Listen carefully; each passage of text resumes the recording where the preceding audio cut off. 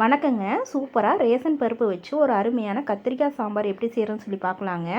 அதுக்கு ஒரு குக்கரில் 2 டம்ளர் பருப்பு எடுத்துக்கிட்டே உங்களுக்கு தேவையான அளவு பருப்பை நீங்கள் எடுத்துக்கோங்க. இந்த பருப்பை நல்லா தண்ணியில் வாஷ் பண்ணி எடுத்துக்கலாம். வாஷ் பண்ணி எடுத்த பின்னாடி இந்த பருப்புக்கு தேவையான அளவு தண்ணி எடுத்துக்கோங்க. அது கூடயே ஒரு சின்ன நெல்லிக்காய் சைஸ் புளி சேர்த்திக்கலாம். 2 தக்காளி சேர்த்திக்கலாம். தக்காளி தங்கத்தை விட விலை அதிகமாக விற்கிதுங்க. தக்காளி நம்ம முதலையெல்லாம் எவ்வளோ வேணாலும் யூஸ் பண்ணோம். இப்போ பார்த்து தான் யூஸ் பண்ணுற மாதிரி இருக்குது. இப்போ இந்த பருப்பையெல்லாம் ஒரு விசில் இல்லைன்னா 2 விசில் விட்டு எடுத்துக்கோங்க. அதுலேயே நல்லா மைய வந்துடும், அதுக்கு மேலே வேண்டாம். இப்போ இது ஒரு மண்பானைக்கு நான் மாற்றிருக்கிறேங்க. அதில் நல்லா கடைஞ்சி எடுத்துக்கலாம். இப்போ இதுக்கு ஒரு 10-15 சின்ன வெங்காயம் முழுசாக கட் பண்ணி வச்சுருக்கிறேன். ஒரு கட்டை பூண்டை உரித்து வச்சுருக்குறேங்க. இதையும் பருப்புக்குள்ளே சேர்த்து நல்லா கொதிக்க விடலாம். இது கூடயே ஒரு ஸ்பூன் சாம்பார் தூள் சேர்த்திருக்கிறேன். ஒரு சின்ன துண்டு பெருங்காயம் சேர்த்திருக்கிறேன்.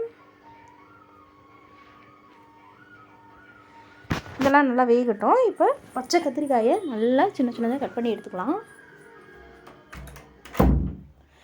கட் பண்ணி எடுத்த கத்திரிக்காயை பருப்புக்குள்ளே சேர்த்திக்கலாம்.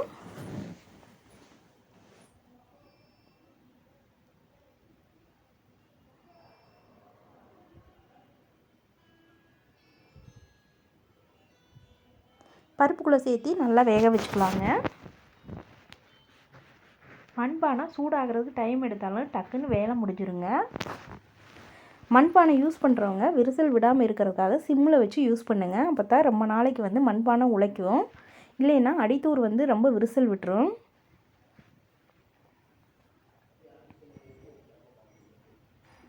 பாருங்கள், சூப்பராக நல்லா கொதி வந்துருச்சுங்க.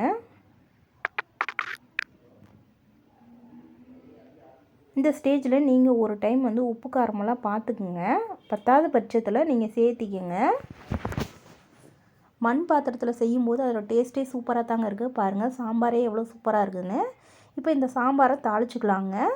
அதுக்கு தேங்காய் எண்ணெய் தாங்க சேர்த்திருக்கேன். தேங்காய் எண்ணெயில் ஒரு 4-5 வரமிளகாயை கிள்ளி சேர்த்து நல்லா பொரிய விடுங்க. இப்போ எப்போவுமே பருப்பு சாம்பாருக்கு தேங்காய் எண்ணெயில் தாளித்து கடைசியில் ஊற்றும் போது ரொம்ப டேஸ்ட் நல்லா இருக்குங்க. ஃபஸ்ட்டே தாளிக்கிறத விட இந்த மாதிரி ட்ரை பண்ணி பாருங்கள் ஒன்ஸ்.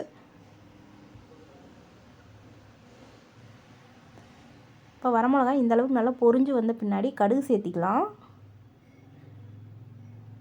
நான் கடுகு சேர்த்துனதை காமிக்க மறந்துட்டேங்க. கடுகு சேர்த்திட்டு கருவேப்பிலையும் சேர்த்திக்கலாங்க. கருவேப்பிலையும் நல்லா பொரிஞ்ச பின்னாடி நம்ம குழம்புல சேர்த்திக்கலாங்க.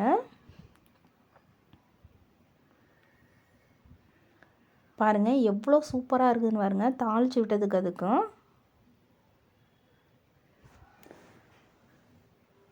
அவ்வளோதான், சாம்பார் ரெடி ஆயிடுச்சுங்க. நன்றி.